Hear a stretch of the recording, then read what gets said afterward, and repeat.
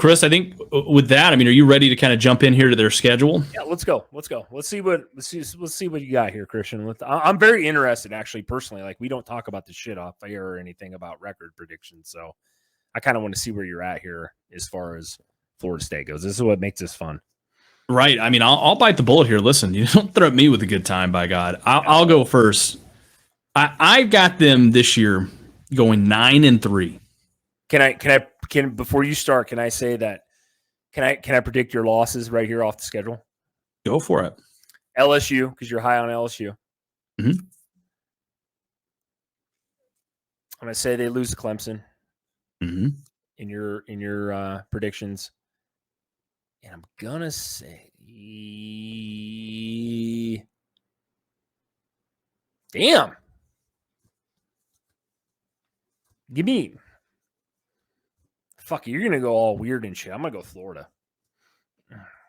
So I've actually haven't determined. You were right. LSU and Clemson. Those are my two. I knew those. Two like set in stone losses where I'm like, hey, I just see them losing to those two teams. I actually put down here for that third team. It's a random loss in the back half of the schedule. Tell me Pitt. Yeah, I mean they're going to play at Pitt, Miami, and Florida. I mean those are both big rivals for them. Here's the thing: I don't see. Again, they're playing Wake Forest. That's a Sam Hartman-less Wake Forest. So, I think they should beat them. I mean, Duke was pretty good last year, right? For all intents and purposes. But I can't really get high on Duke. Yeah. Syracuse, anytime they have a good year, they always have a down year that sort of follows. Virginia Tech. Who was your loss then? I mean, who was it? Was it Pitt? It was literally just a random loss between Pitt, Miami, and Florida. I haven't picked it out yet and really stamped my foot in the ground with it. I'm just saying between. I guess if you want me to narrow it down between Pitt, Miami, and Florida, I'll say they go 2-1 in that stretch there. Okay. Do you want me to? Well, can I talk about my record here? Yeah, go for it. I want to, and I want the audience to know this, and I actually just recently found this out, and this is, maybe I'm not as cool as college football fan as I thought I was, Christian, but you do know the ACC has gotten rid of the conferences, right? Did you know that? There's no Coastal and there's no Atlantic, right? Yep. So they've kind of done this thing, what they call it a 3-5-5 football schedule model or whatever, where they got 14 schools there that are going to play out in actually one division, which I think is actually a good idea, by the way. Teams, I think they're going to play like 3 primary opponents face other 10 teams, twice in a 4-year cycle, I think, or something like that. Once on the home, once on the road. I think that's a really good thing, right? So there isn't no East-West or kind of like what the Big Ten or the SEC has going on. I think this is very, very interesting for Florida State and the ACC. And the reason why I'm bringing this up and why I'm very intrigued by it is that I think that, to me, when I think ACC this year, right, I think Clemson, Florida State. Those are the two teams, and I'm very high in North Carolina. We won't even talk about them right now, but I'm very high on them. And they don't even play them this year. So I think those two teams, but then, some people think right off the rip, well, shit, they're probably in the same conference. So well, hell, they got to play each other kind of like the SEC. What is it? Which one's Georgia, Alabama? What is it, the West? It's the East and the West. East, yeah, but which one is Georgia or the Alabama one they're loaded with It's the West. West. Okay, that's what I thought. So you think of that, and that's where I'm getting to with this. So that's very interesting. I like how they kind of did this with the ACC to make it more competitive because you're going to end up putting the 2 best teams to play for. I think it's based off a winning percentage. That's actually really cool to me. I actually really like that. So before I dive into my whole record prediction here, that I wanted to bring that up. If anybody didn't know that, I didn't know that until recently. That was actually implemented in 2023 this year. So maybe I'm a little bit behind, but LSU is tough for me. Is there any chance that Florida State, in your mind, Christian, could upset LSU? And you are big on LSU this year. No, and I'm going to tell you why. I know they won that game last year, but I really think that if you stop for a second, because this is before we got on today, I started thinking about this more and more a little bit. Chris, inside of last year, that LSU team with Jaden Daniels, Brian Kelly, and a lot of these pieces, they were just getting on the same page at that point. If you put that same LSU team and you go back to the midpoint of the season, maybe even later on in the season, and you put those two teams on the same field, I think 10 out of 10 times or 9 out of 10 times, I'll give you one. 9 out of 10 times, I think LSU beats the brakes off of them. Okay. And I'm a little bit lesser than that as far as, 9 out of 10. I think that thing's a coin flip, in my opinion. I know that might shock you a little bit. I am not that high on Brian Kelly. You've known that forever since we've met each other years ago. Yeah. And I know that's not everything. I'm very very high on Daniels. I'm a big LSU fan, believe it or not. Actually, I think this game, first game of the season, you keep hearing. Anybody that's followed this fucking podcast knows that I say teams in the beginning of the season end up a lot differently than they do, as far as the start of the season. So, like, it's a big difference. I think this one's a coin flip. I think this game is a literally first game of the season. This is not the third or fourth game. This is literally off the rip, full on competition. I think this game's a coin flip. I think there's quarterback talent on both sides of the ball. I would give the edge to Brian Kelly as far as the coaching goes. Barely. But he's got relatively a newer team too. He's only been there for a year. I know a lot of people are going to tell me, well, the SEC is so much better than the ACC, and that's fine. But then I could bring up Clemson the last how many years. So I honestly think that game's a coin flip. So I will, though, I will take your input here, Christian, which you're a smart guy. I know you're smirking over there because you know that you are. I will give the dub to LSU, though, here. I just think that game is really, really close, though, is what I'm saying. I think that game could be a coin flip. So I'll move on. Southern Miss, Boston College, not worried about either of those two teams. Clemson's the big one, right? And here's my problem. I'm very high on Clemson. Dabo Swinney, I am a huge, huge fan of him. He's one of my favorite coaches in football. They're not winning that game. And the reason why I say this just so easily is because it's at Clemson. Clemson has won 40-plus games at home. I don't see them fucking losing there this year. Check that stat, by the way, but it is about spot on. Those guys don't lose, especially at home. Moving on, Virginia Tech, Syracuse, you made it. Syracuse last year was super hot the first half of the season, ranked super high. No offense to Syracuse people here, but way overrated, choked at the end of the year. And as you said, they kind of have like a really good year, and they did have a really good year as far as their standards go. They always fall off for a couple of years, and then they come back and have some great team. But moving on, Duke doesn't scare me. Wake Forest without Sam Hartman, get him the hell out of here. Pitt is the one that is, to me, is very scary. I don't know why. They just are. It's at Pitt. I'll give a slight edge here to Florida State because I think they're going to build up enough momentum to that game. Miami, though, Miami versus Florida State, that's a big time rivalry. Was in the 90s, was in the 2000s. I'll still give the fucking edge, though, to Florida State here. And I think they kind of win out here. And I think it becomes Clemson versus Florida State for the ACC titles, what I'm getting to. And I have Clemson by a slight edge, man. And I may change my opinion on that as this, offseason kind of goes on, Christian. And I know I took up a bunch of time here just really digging into that deep and giving my thoughts. But I'm a little higher on Florida State than you are, obviously.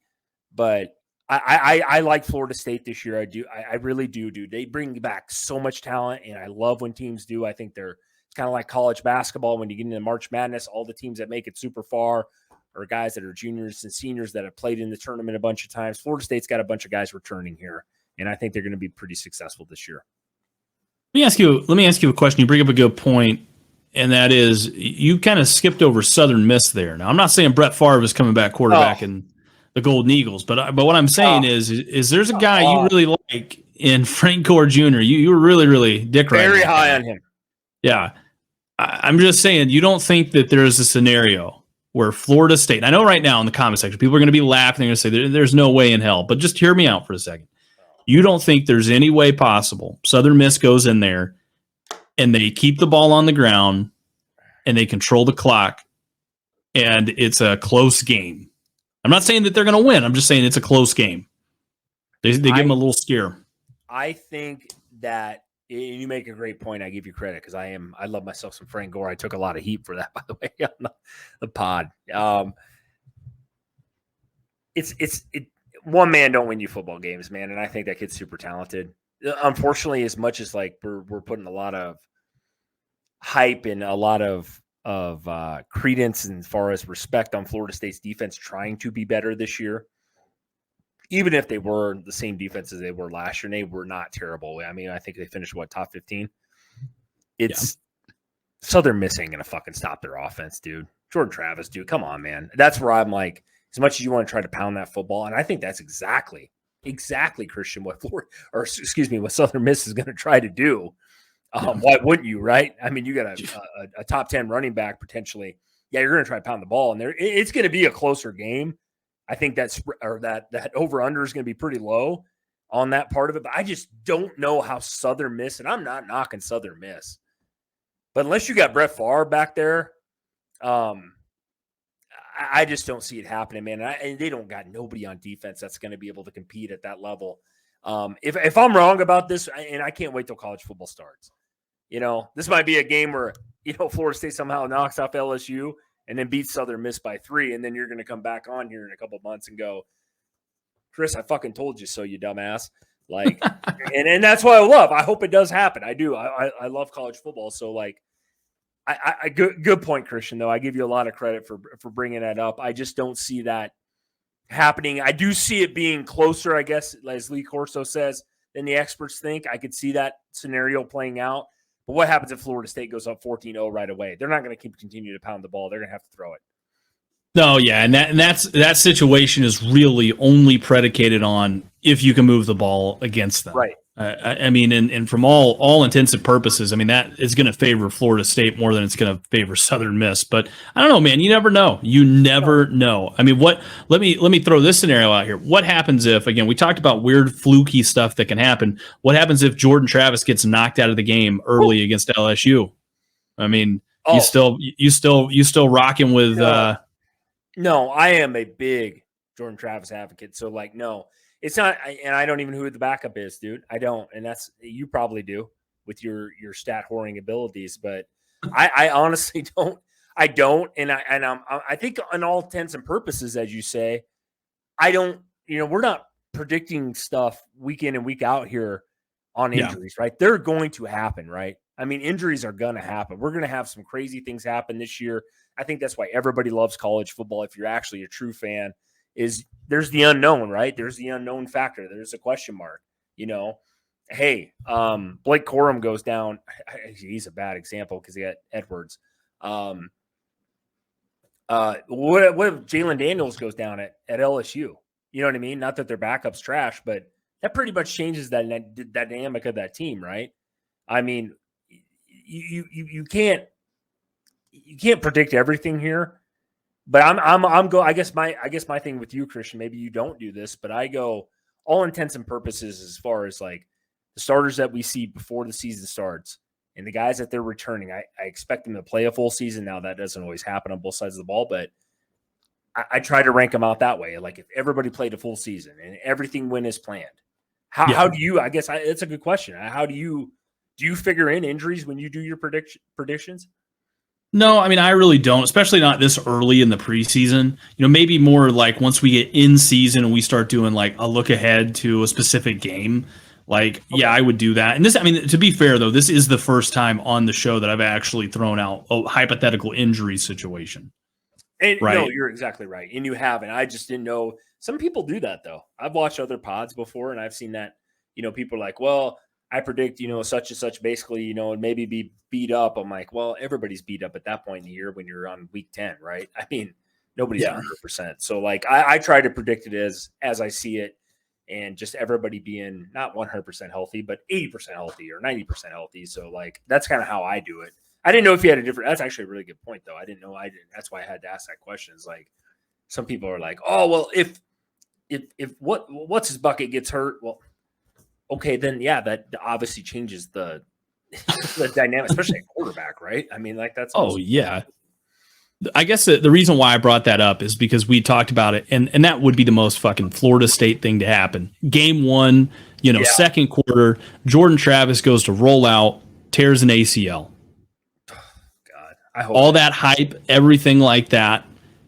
And I'm not saying the backup couldn't come in and do a good job. I just know Florida State and quarterbacks has been such a question mark for so long. And I'm not trying to wish that evil on anybody either. I'm not trying to say, hey, I hope that. That's not what I'm saying. What I'm saying is, I feel like if it was going to happen to anybody, it would probably be some weird fluky thing like that in game one.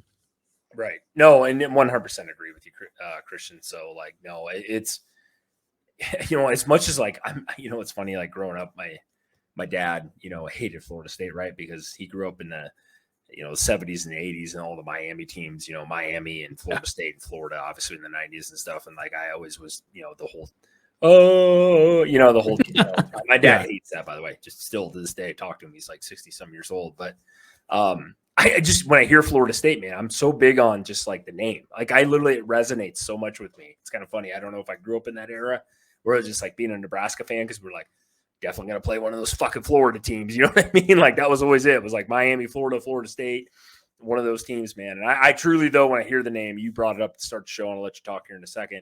It's just like, it always resonates so much with me. And I always think that like when I hear Florida State, it doesn't matter. They haven't changed their colors. They haven't changed the helmet. They haven't changed their last fucking name.